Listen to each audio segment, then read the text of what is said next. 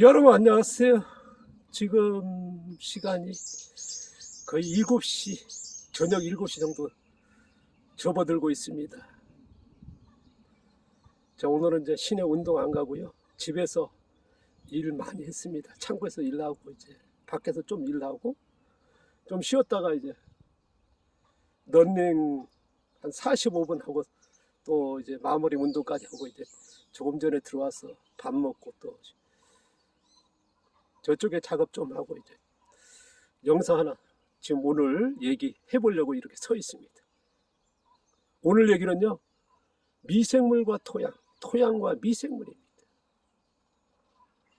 아마 어떤 농업을 하시든 토양에 미생물이 많아야 된다. 그러기 위해서는 토양에 유기물이 많아야 된다. 이거에 대해서는 뭐 상식적으로 그리고 노력하고 있을 것이고, 단지 이제 유기물 종류가 다를 것이고 유기물 넣는 방법이 다를 겁니다.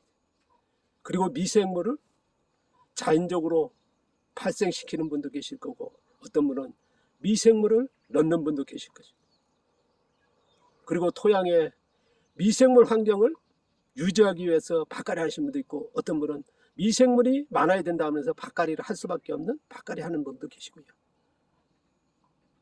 그리고 농약으로 미생물의 환경을 깨트릴 수밖에 없는 그런 방법을 하시면서도 또 미생물 사용하는, 그리고 일체의 그런 농약과 다 안 쓰면서 미생물 환경을 유지하시는 분도 있고요.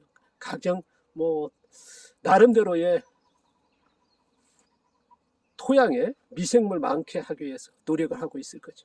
그 차이가 있을 것이고 농사 방법에 따라서 차이가 있을 뿐입니다. 저는 뭐 이거에 대해서 각기 추구하는 농업 방법이 다르기 때문에 맞다 틀리다 볼 수는 없을 것입니다. 뭐 각기 다른 의견이고 그게 또 맞을 거겠죠. 뭐 그러니까 이제 그런 것을 할 건데요. 저는 이제 계속 얘기합니다. 저희 매체에서 저는 이제 저의 농사 방법에서 얘기하는데요. 저는 이제 땅심 100%로 농사 짓기를 원하고 있습니다. 그러다 보니까 어떻습니까? 토양에 유기물이 많아야 되고 그리고 미생물도 많아야 된다는 게 저의 의견입니다. 생각입니다. 그렇지 않고는요, 땅심 외부에서 화학비료라든가 퇴비 같은 거 넣어서 작물을 키우는 게 아니라 땅심에서 흙이 생산된 양분으로 농사를 짓다 100% 짓다 보니까 흙이 지력이 높아야 되고 흙이 살아야 되지 않습니까? 그렇지 않으면 작물이 안 크거든요. 지금 양배추가 이렇게 큰 거는 뭐겠습니까? 양분이 되니까 이렇게 양배추가 지금 5kg, 6kg 정도 양배추까지 생산되고 있습니다. 지금 이 정도 같은 경우는 4.5kg, 5kg 육박할 겁니다. 이렇게 컸다는 건 뭐겠습니까? 어쨌든 토양이 이 양배추에 필요한 양분을 생산하는 거 아니겠습니까? 그렇다면 미생물도 많다는 것이고요. 그 미생물이 많다는 건 뭐겠습니까? 그만큼 유기물이 많다는 거거든요. 그러니까 유기물이 많아지고 미생물이 많아지니까 당연하게 땅심 농사 100%의 땅심 농사가 가능하지 않나 싶습니다. 그런데 거기에서 저는 오늘 얘기가 될 겁니다. 어떤 미생물을 많게 할 거냐, 그에 따라서 농사 방법이 전혀 달라진다고. 지금 우리나라의 농업이나 전 세계 농업에서 토양에 미생물이 많아야 된다 하는 거는 누구나 아실 것입니다. 근데 제가 땅심 100% 농사를 짓기 위해서 토양이 좋아지고 작물에 필요한 양분을 생산하는데 미생물은 절대 필요하다. 그런데 어떤 미생물이 있어야 되냐, 이게 지금의 제일 난관이고 그거에 대해서 고민하고 그거를 이제는 좀 얘기할 수 있다, 얘기해야겠다 하는 저의 생각입니다.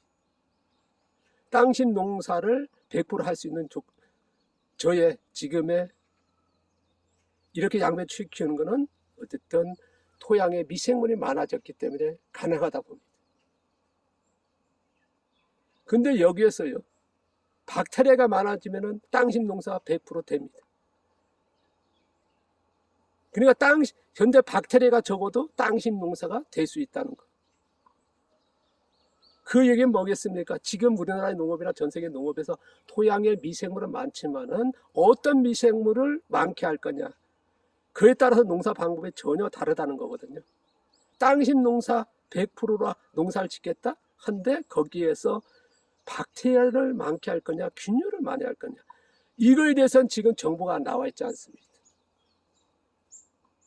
지금까지 농업의 교육이나 기술의 정보에서 미생물이 많아야 된다 하는 거는 저는 틀리지 않고 맞다 봅니다. 땅심 100%의 농사도 가능하다 하는 게 제 생각이고, 그런 천장을 봐왔습니다.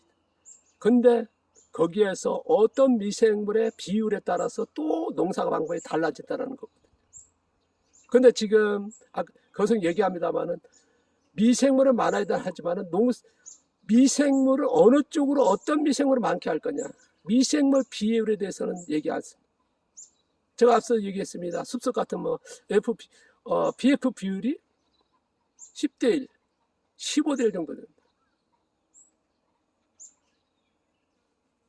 제가 앞서 또 언급했습니다.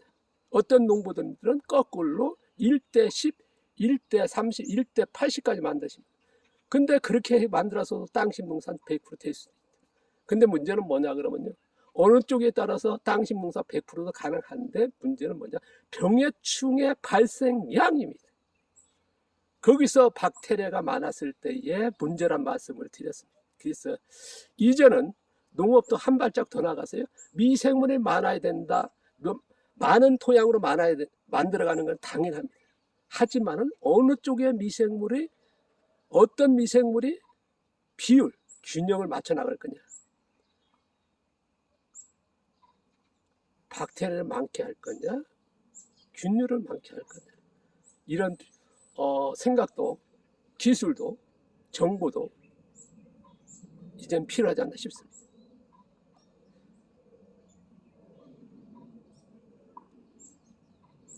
미생물 많게 하려고 하는 것도 안 되는데 무슨 소리냐 하시는 분도 계실 겁니다. 아마 그게 맞지 않나 싶습니다.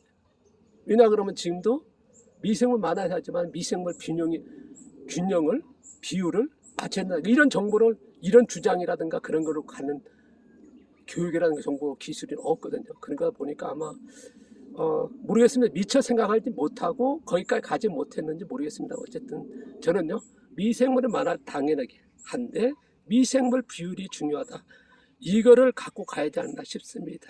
계속 이거에 대해서 얘기할 건데요, 많이 길어지니까 오늘 마치고요. 토양에 미생물은 많아야 된다. 그런데 미생물 비율이 더 중요하지 않나 싶습니다.